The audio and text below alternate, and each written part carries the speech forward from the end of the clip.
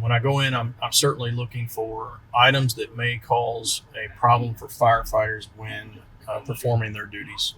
But I'm also looking at if the electricity or power was to go out, can the employees evacuate safely?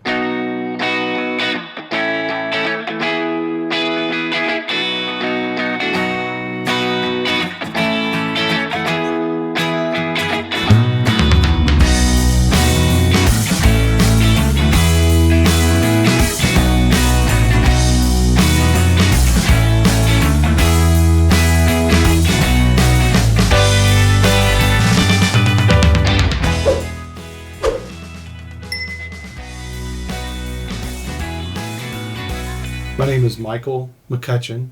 I am the Division Chief of the Jeffersonville Fire Department.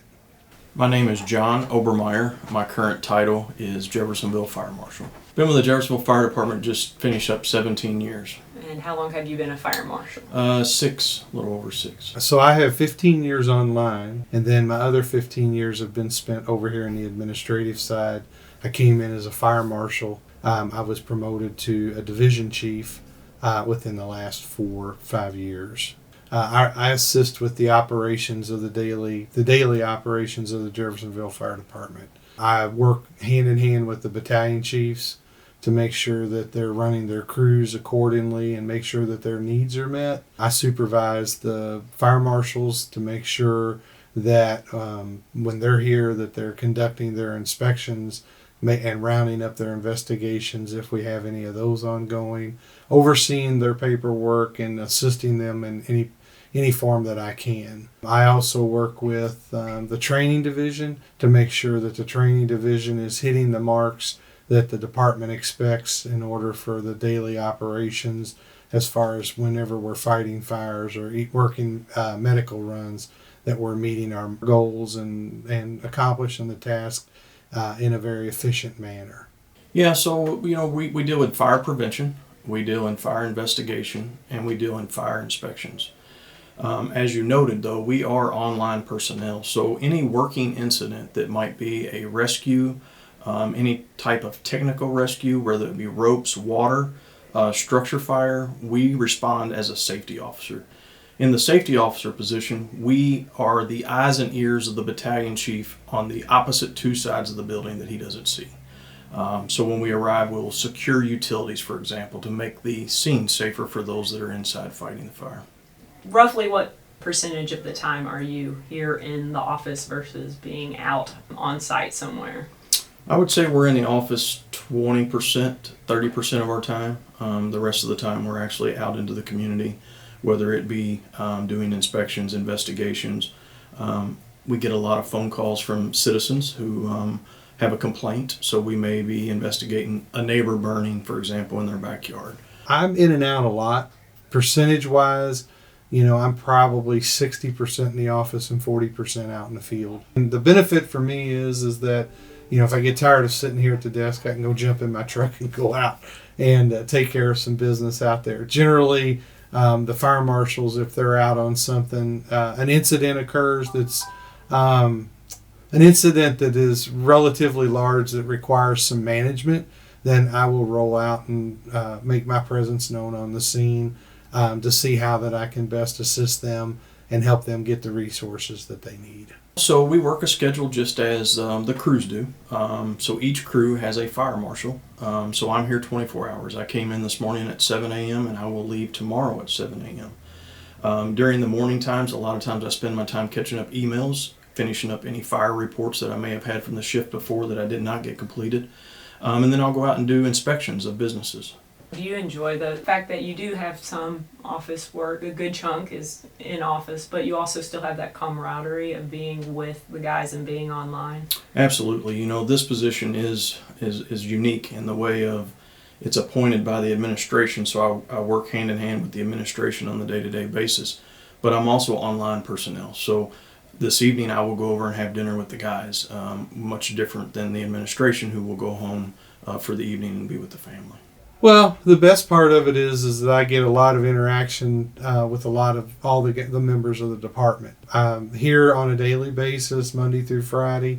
So they're walking past the door, asking for things, So I get to have interactions with the membership and the public. I enjoy being out in the public, speaking to the public, and trying to assist in the public's needs. The chief has allowed me to be his designee on the planning commission. So I sit on the planning commission. The planning commission is a board where everything comes through first. So any type of new development or plan to be developed in the city of Jeff, the planning commission gets to see. That's a great thing from the fire department's perspective, because we get the opportunity to look at the plans before they ever come out of the ground. So once the plans are approved from the planning commission, then they move to the building commissioner's position, and then we begin to work with them. So the ground is dug, everything is changed in order for the infrastructure to be put into play, and then we watch the building rise up out of the ground. And then we, as the building inspectors, are inspecting, so are the fire inspectors. Do you have any tips for the public on fire prevention? Yeah, absolutely. If you're going to burn candles, certainly make sure they're extinguished when no one's around. We highly recommend having a fire extinguisher inside your residence. And we like to tell people that the fire extinguisher is not necessarily there for you to fight the fire, but to fight your way out if you have to. If your structure is on fire, shut the doors when you leave. Evacuate and shut your doors. We do not want any additional oxygen being let into the building. Smoke detectors. The only good smoke detector is a working smoke detector. You see it on the TVs, and every once in a while, every year around October, there's messages being put out on TV about check your smoke detector battery and make sure it's operating. Most smoke detectors have a little test button that you can reach up and push and hold. Change those batteries yearly, because we can guarantee, we've seen it on a daily basis, that smoke detectors save lives, but the only smoke detector that will save a life is a working smoke detector. So make sure that you change your batteries. It's your quickest first line of defense in the event that something would happen in your home, but a good working smoke detector will save lives.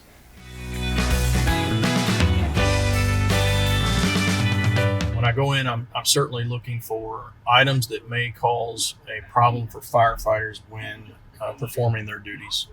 But I'm also looking at, if the electricity or power was to go out, can the employees evacuate safely? So it is a combination of the two.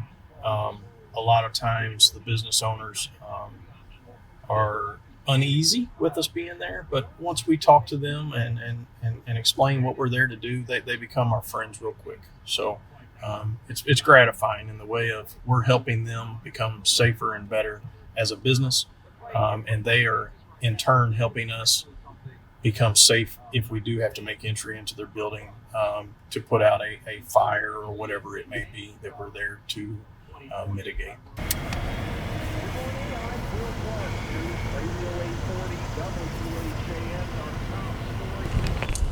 One of the things I do, I start at the exterior of the building and just kind of do a general overview. That's what they call a Knox box.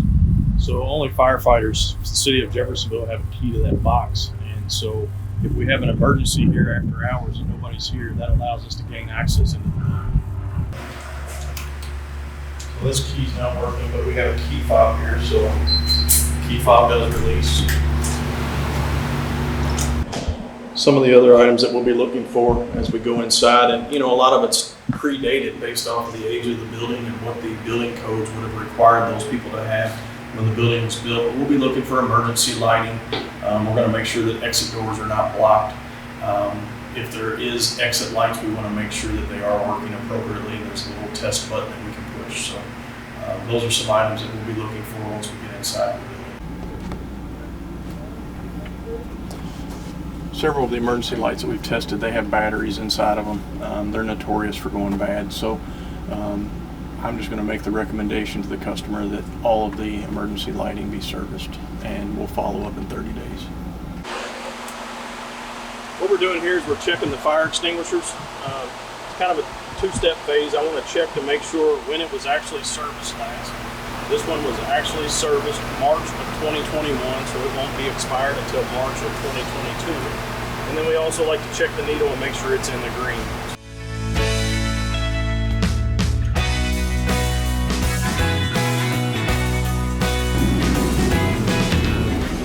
another standpipe for the sprinkler system, checking pressures, making sure that everything seems to be holding.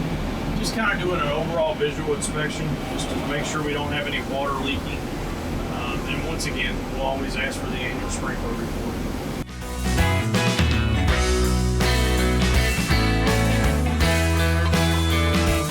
Here's we're looking at the sprinkler connection. So if we did have a fire inside of this building, this is where we would hook our hoses up to the system to support it.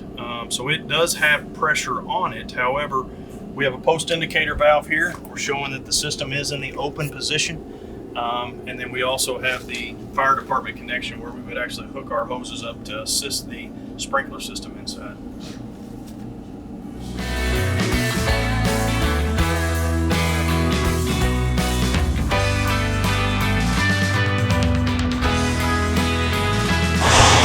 This is how an electrical panel box should be. We should be free of any combustible items, easy access for fire personnel to make entry.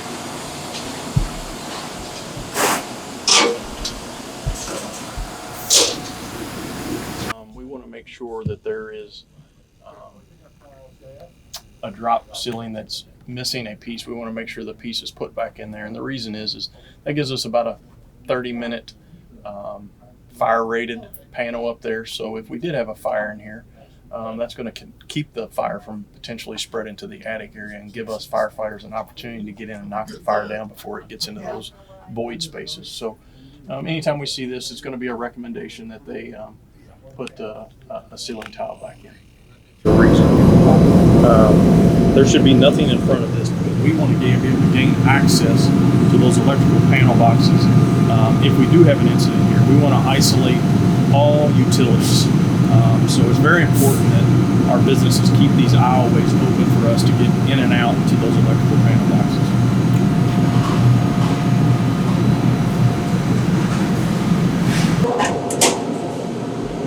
As you see me opening the electrical panel boxes, I'm looking inside of there to make sure that there's no blanks or breakers missing. The last thing we want is somebody to be able to open those up and stick their fingers inside the electrical panel. So once I've completed the inspection inside and a walk through the business, make mental notes, obviously write down some things as I'm seeing, as I'm doing the walkthrough. Then I'll take this information back to the station, get on the computer, and then we'll send out the violation form. Once again, the violation form is not monetary, is not a punishment per se in any form or fashion. We always want to work with the business owners to make the building safer in regards to potential fires.